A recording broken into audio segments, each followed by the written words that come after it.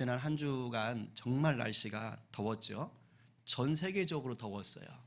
지구 생긴 이래로 가장 더웠던 7월이었다라고 세계 기상청이 발표했더라고요. 근데 오늘도 엄청 더워요. 근데 이렇게 더우면 사람들이 본능적으로 어디로 막 가고 싶어요? 시원한 곳, 그죠? 시원한 곳이요. 근데 여기는 얼마나 감사해요. 이 에어컨 틀어놓고 예배할 수 있는 것도 사실 은혜입니다. 그죠? 그러니까 본능적으로 시원한 곳을 찾아요. 바람이 불어오는 곳이든 선풍기가 틀어있든 에어컨이 틀어있든 어쨌든 거기로 가면 일단 폭염은 피할 수가 있지요. 자, 더울 때 시원한 곳을 찾아간다.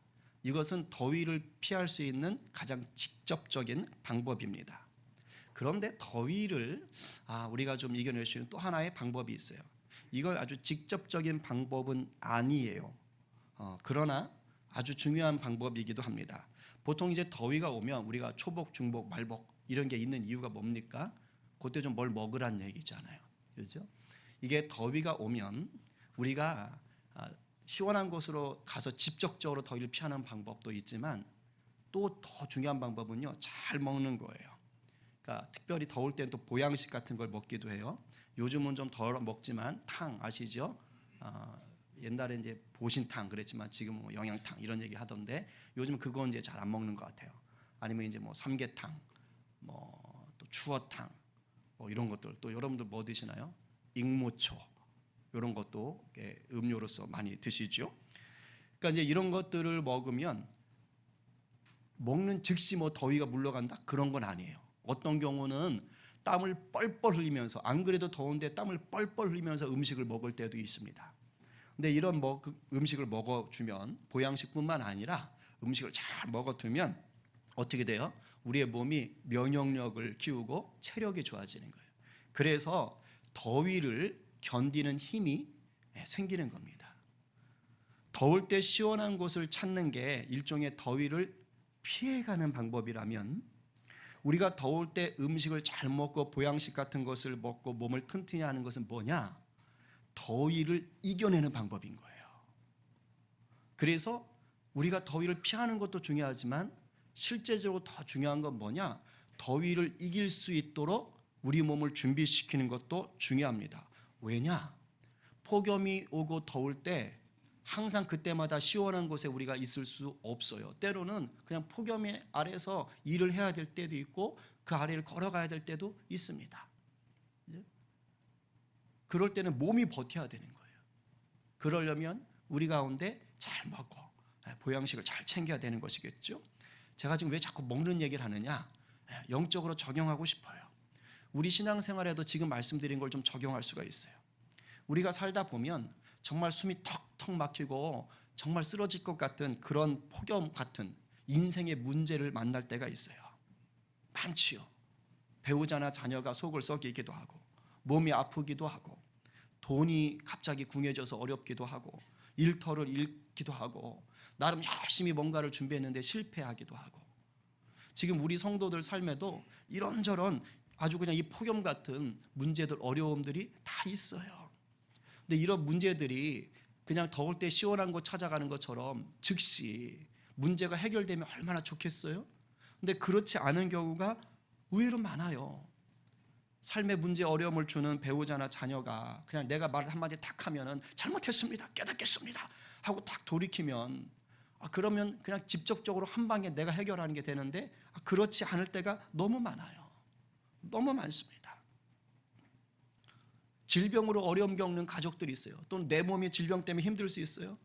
그럴 때 약 몇 번 먹고 딱 나으면 얼마나 좋아. 이게 우리 성도들의 지금 일이라고. 그런데 그렇게 나아주지를 않아. 요즘 우리 자영업 하시는 분들 막 비수기에 손님들이 좀 와주면 얼마나 좋아. 내가 기도 한번 했는데 막 손님이 산더미처럼 몰려온다. 얼마나 좋겠어요. 근데 또 그렇지를 않은 거예요. 신앙이 좀 흔들리는 내 자녀가 이번 여름에 뭐 성경학교도 있고 수련회도 있다는데 거기 가서 뜨겁게 은혜 좀 확 받았으면 좋겠가지고 그냥 막 거기 몰아 넣는데 웬걸 막 그렇지 않을 때도 있단 말이에요. 이럴 때는 마치 우리가 뭔가 땡볕을 피하려고 시원한 곳을 찾고 있는데 그런 곳을 못 찾는 것 같은 거예요. 답이 없는 거예요. 내 나름 뭔가 시도하는데 내 마음이 시원해지지 않는 것이죠. 이럴 경우 영적으로 어떻게 해야 된다고요? 버티는 힘을 키워야 돼요. 이기는 힘을 키워야 돼요. 이렇게 뭔가 내가 문제 앞에서 내가 뭔가 해결해 보려고 하는데 안 되잖아요. 그럼 내 마음 가운데 뭐가 쌓여요? 분노, 미움, 낙심, 슬픔, 우울함, 이런 것들이 이제 자꾸 쌓이는 거예요. 마치 땡볕 아래에서 그냥 어이구 죽겠네, 얼굴 죽겠네, 막 몸에 열이 나고 하는 것처럼 말이죠. 이럴 때는 우리의 이런 부정적인 감정들, 이런 것들에 휘둘리면 안 되는 거예요. 물론 그런 게 찾아올 수 있어요.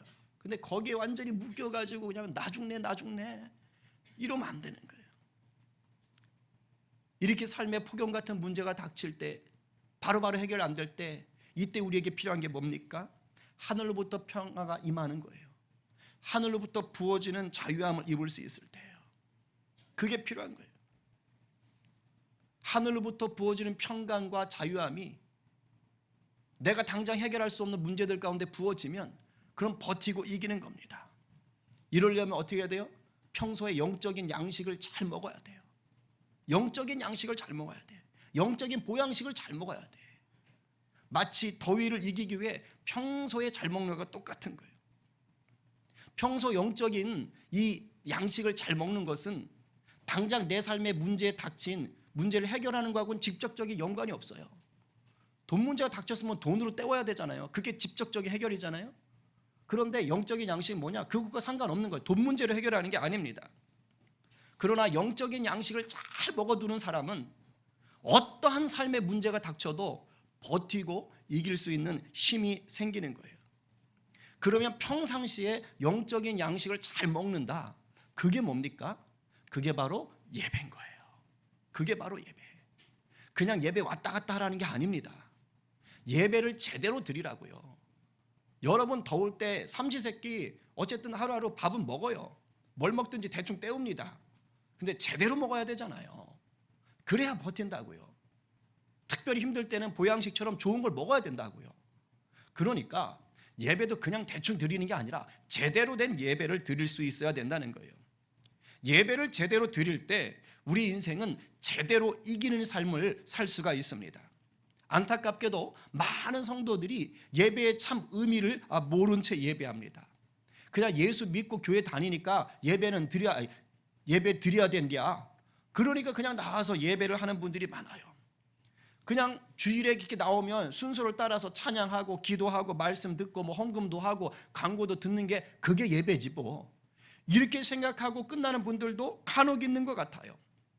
죄송한데 이런 것은 진짜 예배를 드리는 게 아닙니다. 제대로 예배하는 것이 아닙니다. 혹시 이 정도로 예배를 알고 계신 분이 있다면 오늘 말씀을 통해서 새롭게 깨닫게 되기를 간절히 소망합니다. 그리고 무엇보다 요즘 내 예배가 타성에 젖은 것 같다. 그냥 왠지 몸만 왔다 갔다 한다. 이런 분들 계실 수 있어요. 누구라도 타성에 젖을 수 있어요. 오늘 이런 분들 가운데 하나님의 특별한 은혜가 부어지기를 간절히 바랍니다. 주님이 기뻐하시는 예배자로 세워지는 은혜의 시간이 되기를 간절히 축복합니다. 아멘이에요. 오늘 본문이 들어가 있는 책은 요한계시록입니다. 사도 요한이 썼습니다. 아마도 주후 90년에서 100년 사이에 썼을 거라고 봅니다. 이때 당시에 그 세계는 로마가 지배하고 있었습니다. 당시 80년도 90년도 중반까지 도미티안 황제라는 사람이 있었어요. 그 사람이 지배하는데 이 사람이 약간 폭군입니다. 특히 기독교를 아주 심하게 박해했던 왕이에요. 네로 황제보다 더 심하게 박해를 했습니다. 그리고 도미티안은 욕심이 많았어요. 이게 황제인데 얘들아 나를 황제로 불러라가 아니고 더 도가 지나쳤어요. 얘들아 나를 신으로 불러라. 그래서 자기를 부르는 이 도미티안 황제를 부르는 공식 칭호가 뭐였냐? 주님과 하나님이었어요.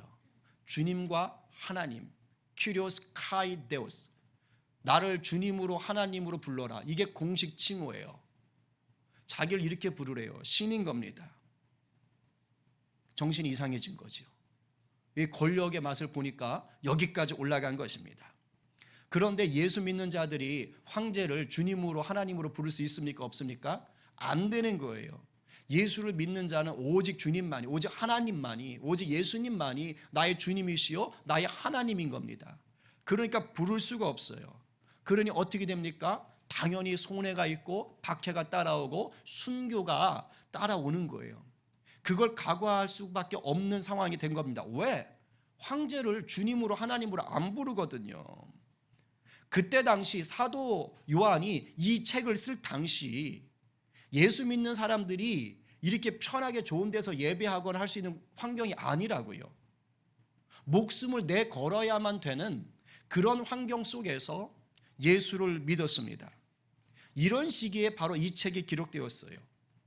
사도 요한이 성령의 감동을 받았습니다. 그래서 7교회에 보내는 말씀을 받은 것이지요. 사도 요한이 그렇게 예배하는 가운데 편지를 보내는 말씀을 받고 또 특별한 경험을 하게 됩니다. 성령에 이끌려서 천국으로 올라가는 거예요. 일로 올라오라 해가지고 환상 가운데 성령이 끌어가시는 겁니다. 그리고 나서 사도 요한이 천국에 올라갔는데 천국에 올라가서 제일 먼저 본 것이 무엇이냐? 그것이 바로 예배입니다. 예배. 요한계시록 4장과 5장은 바로 이 천국의 예배를 그리고 있어요. 굉장히 중요한 것입니다. 여러분들 깊이 묵상해야 될 성경장입니다. 4장에서는 하나님을 찬양합니다. 거룩하다, 거룩하다, 거룩하다. 전능하신 하나님을 높이는 거예요. 네 생물과 24명의 장로들이 하나님을 높입니다. 그리고 5장으로 넘어오면 이제는 예수님을 찬양합니다. 예배의 대상이 바뀌는 거예요. 그래서 4장과 5장은 하나님과 예수님을 높이는 장면이 나옵니다. 여기서는 아까 4장에서는 네 생물과 24명의 장로들이 하나님을 높였는데 5장에서 예수님을 예배할 때는요 더 늘어요.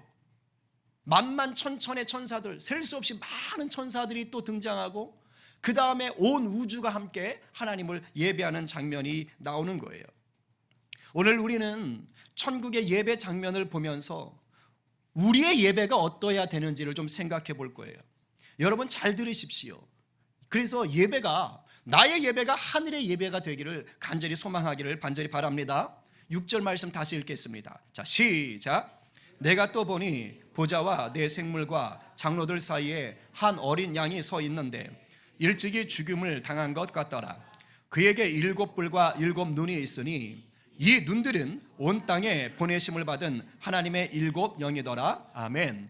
자, 여기서 보좌는 어딜 말하느냐? 하나님이 앉아 계신 보좌예요. 그러니까 하나님이 계신 거예요. 하나님이 계시고 보좌 앉아 계시고 그 주변에 네 생물과 24명의 장로들이 지금 있다고 하는 겁니다. 네 생물은 모양새가 이상합니다.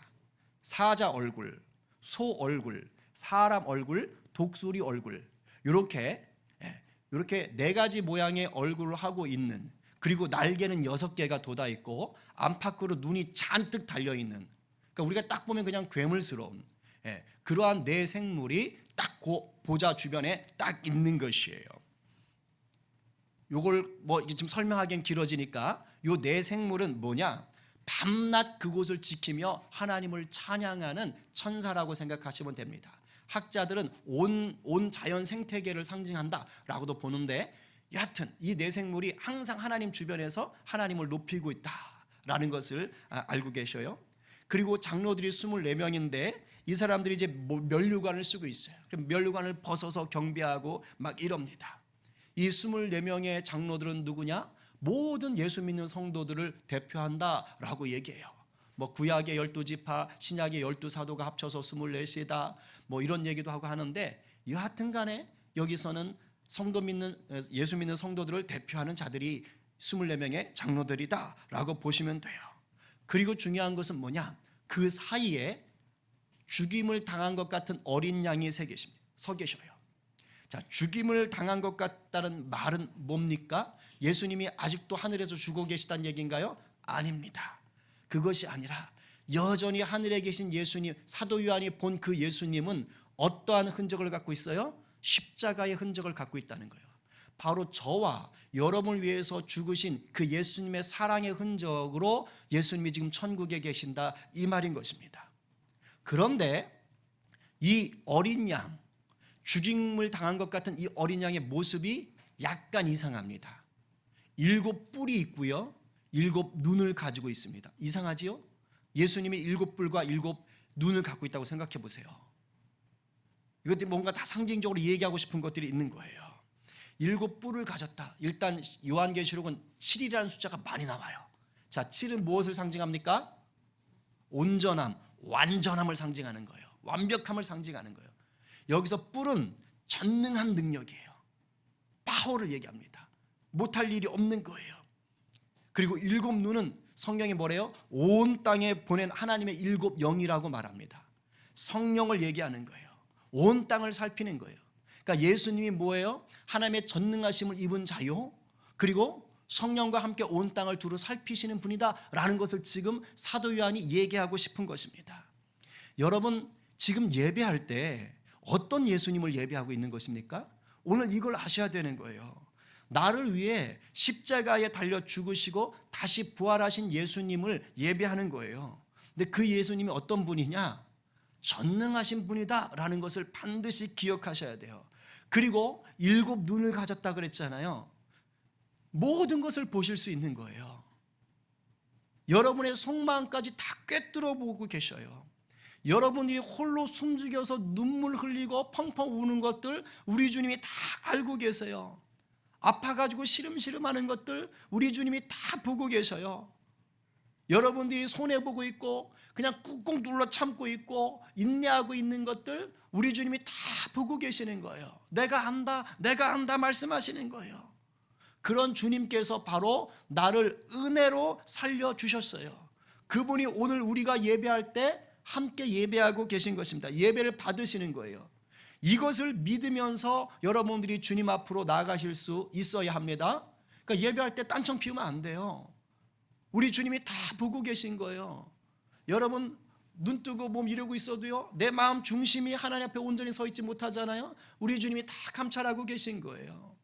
예배 나갈 때에 나를 보시고 나를 안으시고 나를 잘 아시는 그 주님 앞에, 전능하신 주님 앞에 예배하는 저와 여러분 되기를 간절히 축복합니다. 7절 말씀 읽겠습니다. 시작. 귀 어린 양이 나와서 보좌에 앉으신 이의 오른손에서 두루마리를 취하시니라. 하나님이 보좌에 앉으셔서 오른손에 두루마리를 하나 딱 들고 계셨던 거예요. 자, 두루마리는 뭐냐? 일종의 책인데 이 시대는 우리가 생각하는 이런 책이 아직 나타나지 않았어요. 그래서 무슨 책이냐? 둘둘둘 말린 거 있지요. 거기다 쭉 펴가면서 써놓은 거, 그 책을 갖고 있는 겁니다. 자, 하나님이 그걸 딱 들고 계신 거예요. 그럼 이 두루마리는 뭐냐? 앞으로 일어나게 될 일들이 안팎으로 빼곡하게 적혀 있습니다. 바로 하나님의 심판과 예수님의 다시 오심과 하나님의 완성될 나라에 대해서 다 적혀 있는 것이죠. 그리고 이 두루마리가 딱 말려가지고 7개의 인, 옛날에 도장을 꽉 찍었잖아요. 촌농 같은 거 녹여서. 그래서 7개 인이 따다다닥 붙어 있는 거예요. 7은 완벽이라 그랬잖아요. 7개 인이 붙어 있다는 건 무엇입니까?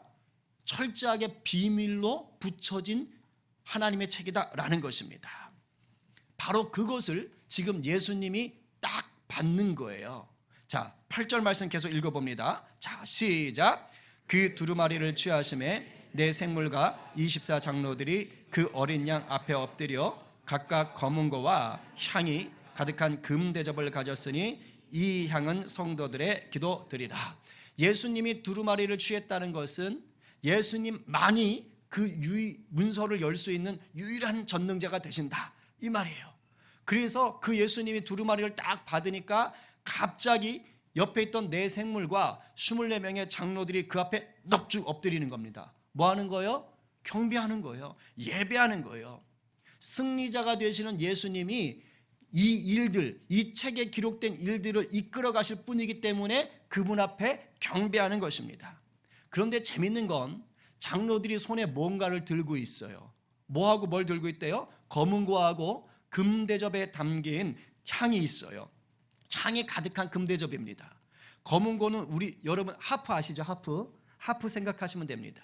하나님을 찬양할 때 쓰던 악기예요. 그러니까 지금 이 성도를 대표하는 24명의 장로들이 뭐하고 있는 거예요? 악기로 하나님을 계속해서 우리 주님을 밤낮으로 찬양하고 있는 겁니다. 우리도 예배 때 악기로 사용하지요. 바람직한 예배 모습이고 천국의 예배를 지금 우리가 따라하는 것입니다. 이따 특송할 때 우리 자녀들이 또 이렇게 악기 연습해가지고 지금 우리 봉헌성으로 올리는데 아주 좋은 거예요. 할 수 있다면 열심히 악기 배우셔서 하나님을 높이시기를 바랍니다. 근데 또 하나 중요한 게 있어요. 향이 가득한 금대접 이것을 들고 있다고 합니다. 그런데 뭐라고 설명합니까? 성도의 기도들이라고 설명을 해주고 있어요. 시편에 보면 우리의 기도를 향으로 얘기하는 구절이 있어요. 나의 기도가 향처럼 주 앞에 놓여지기를 바랍니다.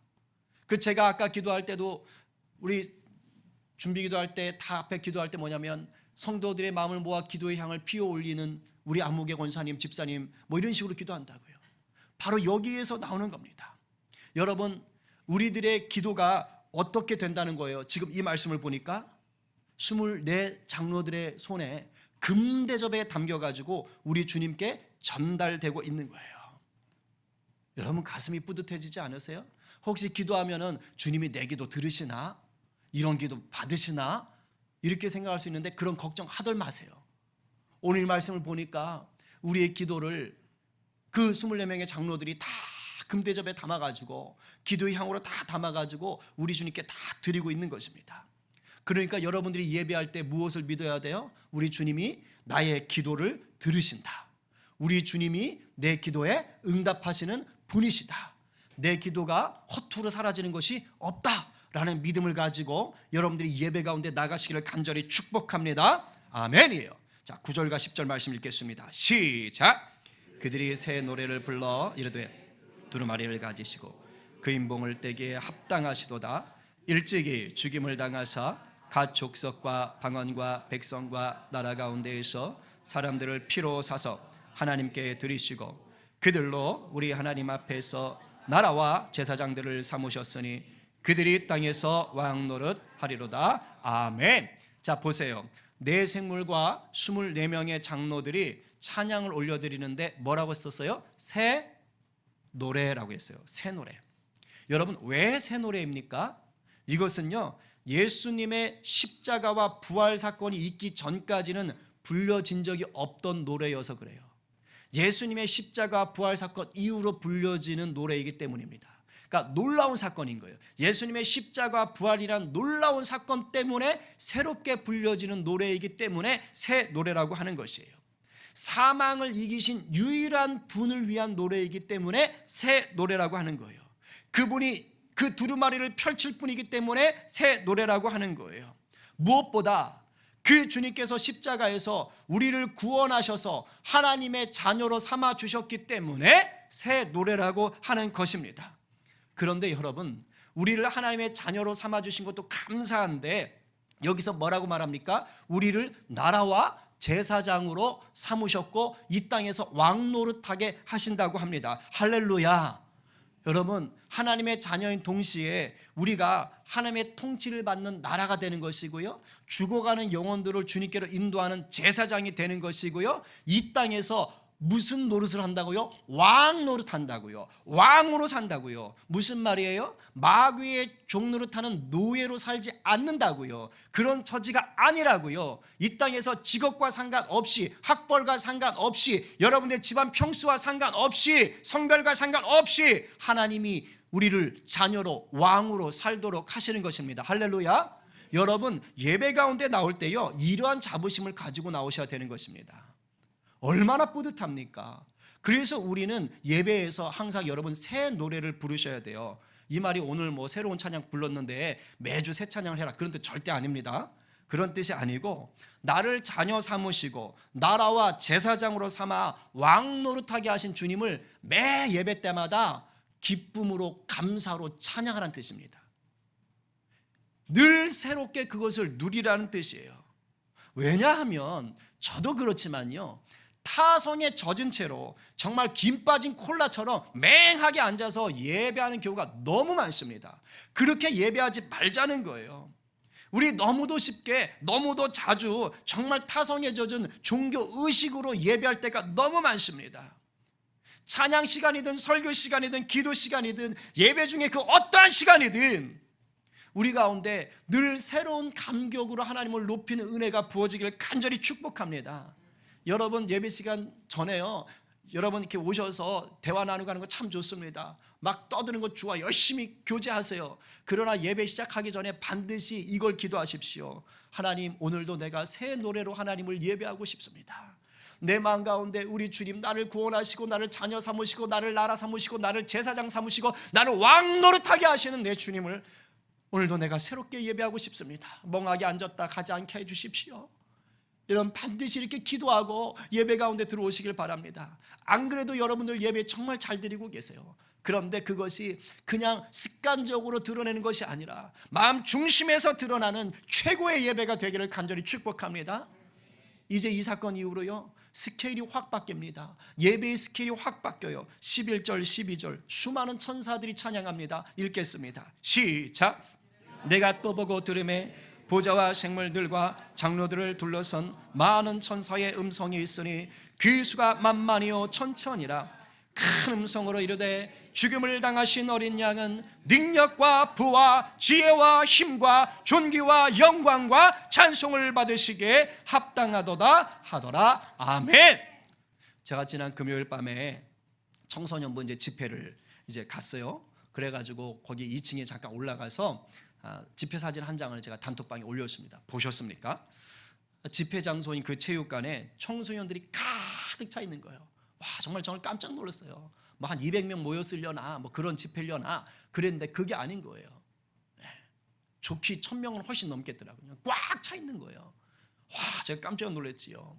그런데 그거 사진 올리니까 평생 거기다 댓글 안 달던 현민 형제가 댓글을 달았어요. 보셨어요? 뭐라고 써 있어요? 웅장해지는 것. 웅장해지는 것 같아요. 웅장해지는 것 같아요. 이제 현민 형제가 이제 어릴 때 고맘 때 열심히 이제 그런 데 다녀가서 이제 그래서 그때 생각도 난 것 같고 그런 것 같아요. 근데 웅장해지는 것 같아요. 제가 오늘 말씀을 준비하는데 야, 사도 요한이 지금 이 천군 천사들이 다 모여가지고 예배하고 있잖아요. 지금 사도 요한이 이 천국의 예배를 보면서 웅장해지는 것 같아요. 주님 이러지 않았을까? 이런 생각이 드는 거예요. 만만천천의 천사라는 것은요 이루 셀 수 없이 많다는 뜻이거든요. 우리가 그 체육관에 가득 차 있는 그 아이들을 보면서도 웅장함을 느끼는데 웅장해지는데 하물며 그 보좌를 에워싼 수많은 천사들이 한 목소리로 거룩 거룩하다 찬양하는 것이 영광과 존귀와 찬송을 받으시게 합당하시도다 이렇게 할 때에 어떻겠어요? 사도안이 정말 심장이 웅장해서 터질 것 같지 않겠어요? 그런 지금 예배를 지금 경험하고 있는 거예요. 여러분들 찬양할 때마다 저는 정말 가슴이 웅장해집니다.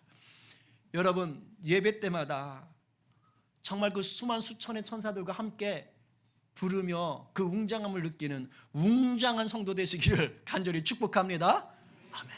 그러니까 사람의 많고 적음이 상관없어. 일단 우리가 예배할 때 우리 옆에 누가 있다고? 수만 수천의 천사가 일단 같이 코러스를 넣어주고 계시는 거예요. 그러니까 혼자 예배를 해도 막 웅장하게 하시는 거예요. 그럴 때 성령께서 더 기름 붓듯이 은혜를 부으실 줄로 믿습니다. 아멘. 근데 이런 천사들이 뭘 하고 있느냐? 바로 십자가에 달리신 우리 예수님의 권세를 찬양하고 있는 거예요. 능력과 부와 지혜와 힘과 존귀와 영광과 찬송을 받으시기에 합당하도다. 시간상 이 단어를 다 풀 수는 없어요. 근데 일단 좋은 거예요, 나쁜 거예요? 겁나 좋은 거죠. 천사들이 지금 주님께 최고의 천사로 우리 주님을 높이는 것입니다. 근데 가끔 사람은 그냥 좀 지체가 높거나 자기 상관 같으면 그냥 이렇게 듣기 좋으라고 멋진 말 해주는 경우가 있어요. 그러나 지금 천사들이 말하는 이것은 예수님 듣기 좋으라고 입에 발린 소리 하는 게 아닙니다. 듣기 좋은 말이 아니에요. 지금 천사들의 이 고백은 뭐예요? 예수님이 실제로 가지신 능력인 줄로 믿으시길 바랍니다. 우리 주님께서 실제로 능력과 부와 지혜와 힘과 존귀와 영광과 찬송이 가득하신 분이기 때문에 그 사실을 지금 천사들이 있는 그대로 선포하며 높이며 나가는 것입니다. 여러분, 제가 무엇을 말하고 싶은 것입니까? 과연 저와 여러분들의 예배는 어떠하냐 이 말이에요. 과연 여러분들의 예배 가운데, 우리 예배 가운데 주님을 향한 이런 천사의 찬사가 우리 입술에서도 선포되어지고 있는가 하는 것입니다. 그냥 예배인가 보다, 그냥 가자, 이런 마음으로 오고 있지는 않는지 모르겠습니다. 바라기는 여러분들 예배하실 때마다 주님을 향하여서 오늘 이 천사들처럼 능력과 부와 지혜와 힘과 존귀와 영광과 찬송을 받기에 합당하신 주님 다 못 외워도 돼요. 이런 마음으로 생각하시면서 여러분들이 주님 앞에 나오시기를 간절히 축원합니다. 내 주님이 그런 분이라고요. 여러분들이 예배하는 분이 그냥 일국의 대통령 정도가 아니라고요. 여러분들은 목사를 예배하는 것도 아니고요. 여러분들은 회사 사장 같은 그런 존재를 예배하는 것도 아니에요. 여러분들은 바로 이 놀라운 존귀하신 영광을 가지신 우리 주님을 예배하는 자들입니다. 웅장해지지요? 이런 마음으로 주님 앞에 서길 간절히 축복합니다. 아멘이요. 근데 이렇게 찬양하니까, 천사들이 찬양하니까 이제는 걷잡을 수 없이 예배가 커져 버렸어요. 제가 정말 깜짝 놀랐어요. 제가 요한계시록 100번도 더 읽었죠. 근데 이 구절을 이런 구절이 있었어? 다시 또 처음 봤어요. 우리 13절 14절 다 함께 시작. 내가 또 들으니 하늘 위에와 땅 위에와 땅 아래와 바다 위에와 또 그 가운데 모든 피조물이 이르되 보좌에 앉으신 이와 어린 양에게 찬송과 존귀와 영광과 권능을 세세토록 돌릴지어다 하니 내 생물이 이르되 아멘 하고 장로들은 엎드려 경배하더라. 아멘. 제가 여기 하늘 위에와 땅 위에와 땅 아래와 바다 위에와 또 그 가운데 모든 피조물, 이 구조를 꼼꼼하게 보지를 못했던 거예요. 지금 여러분, 저는 그냥 천군 천사들이 예배하는 정도, 이 정도로만 그냥 이렇게 익숙하게 알고 있었어요. 천국의 예배가, 사도 요한이 본 예배가 천군 천사들이 이렇게 많은 물소리처럼 떼거지로 찬양하나 보다, 여기까지 생각했는데 오늘 이 13절까지는 미처 골백번 읽었으면서도 제가 그것이 들어오지 않았던 거예요. 지금 천국의 예배, 그 보좌 앞에서 드렸던 예배가 어디까지 확장돼요? 온 우주로 확장된 거예요. 제가 깜짝 놀랐어요. 하늘 위, 땅 아래, 바다 위에 속한 모든 피조물들이요, 지금 하나님과 예수님을 찬양하고 있어요. 찬송과 존귀와 영광과 권능을 세세토록 돌릴지어다 하면서, 이게 돌들도 찬양한다 그러잖아요, 성경에. 지금 그러고 있는 거예요. 그렇게 찬양하니까 내 생물과 장로들이, 내 생물이 아멘 하고 장로들이 또 엎드려 경배하고 있는 거예요. 제가 이 구절을 보는데 너무 가슴이 웅장해졌어요. 너무 감동이 됐어요. 여러분, 천국의 예배는 온 우주와 연결된다는 것을 알고 계셔야 됩니다. 이것이 밤낮으로 지금 이렇게 예배가 드려지고 있는 거예요. 온 천하 만물이 우리 하나님을 예배합니다. 그러니 하나님의 자녀인 온 천하 만물 속에 거하고 있는 바로 저와 여러분들이 어떠해야 됩니까? 사실은 날마다 우리 삶 전체가 천국의 예배와 같은 전심의 예배가 드려져야 하는 거예요. 이런 예배가 끊어져서는 안 되는 것인 줄로 믿으시기 바랍니다.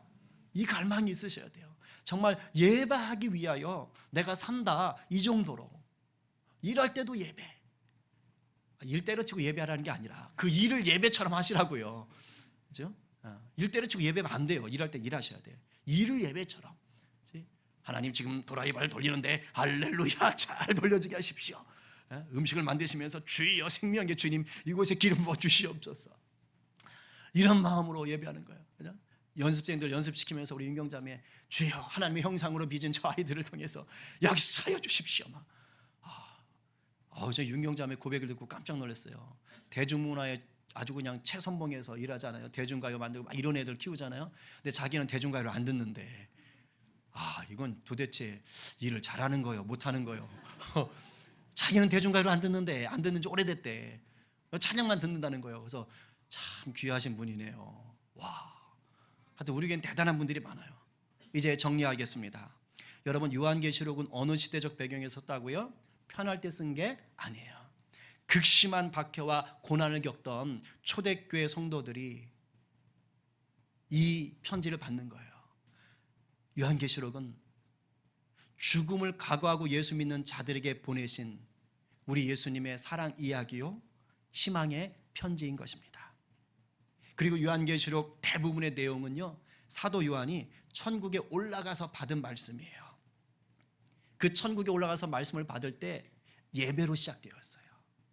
여러분, 지금 제가 말씀드린 이 예배를 사도 요한이 천국에서 제일 먼저 본 거예요. 안 그래도 지금 반모섬에 유배되어 끌려가 있는 거거든요. 갇혀 있는 거라고요. 그리고 일곱 교회에서는 나 죽겠네 그런 소식들이 들려와요. 누가 사자에게 먹혔습니다. 누가 산채로 불에 태워져서 길을 밝히는 가로등이 되었다고 합니다. 누가 톱으로 뼈가 잘려서 죽었다고 합니다. 이런 소식들이 지금 사도 요한에게 들려오는 거예요. 삶의 자리가 너무 힘든 거예요. 그런데 천국에서 이 예배를 본 거예요. 걱정 마라. 죽임당한 어린 양 그분이 승리하셨고 전능하시고 지금도 너희들을 감찰하시고 위로하신다. 걱정 마라. 하나님의 심판이 반드시 이루어지고 마침내 너희가 승리하게 될 것이다 라는 것을 예배를 통하여서 보게 된 것입니다. 여러분, 이런 예배를 드렸던 사도 요한이 마음이 어떻게 됐어요? 이제는 이 땅에서 당하는 박해와 고난이 아무것도 아닌 거예요. 까짓거. 왜? 나에겐 주님이 계신다. 이기게 하시는 분이 계신다. 뭐가 두렵겠는가? 내가 이 땅에 지금 종처럼 잡혀 있으나 나는 왕이다. 뭐가 두렵겠는가? 여러분, 이게 바로 올바른 예배를 드리는 자가 누리는 복인 줄로 믿으시기 바랍니다. 여러분들이 지금 세상에서 겪는 현실이 절대 전부가 아니에요. 여러분들이 이 땅에서 겪는 수많은 고난이 결코 전부가 아니에요. 그 고난 위에 승리하신 주님이 계신 줄로 믿으시기 바랍니다. 삶이 팍팍하고 삶의 문제가 꼬일수록 여러분 더 전심으로 예배하시기 바랍니다. 내 삶의 문제를 해결하려는 목적으로 예배하시지 마시고 나의 예배의 대상이 전능하신 주님이라는 것을 분명히 알고 구원자 되신 주님, 나보다 나를 더 잘하시는 주님, 도우시는 주님께 전심으로 예배하시기 바랍니다.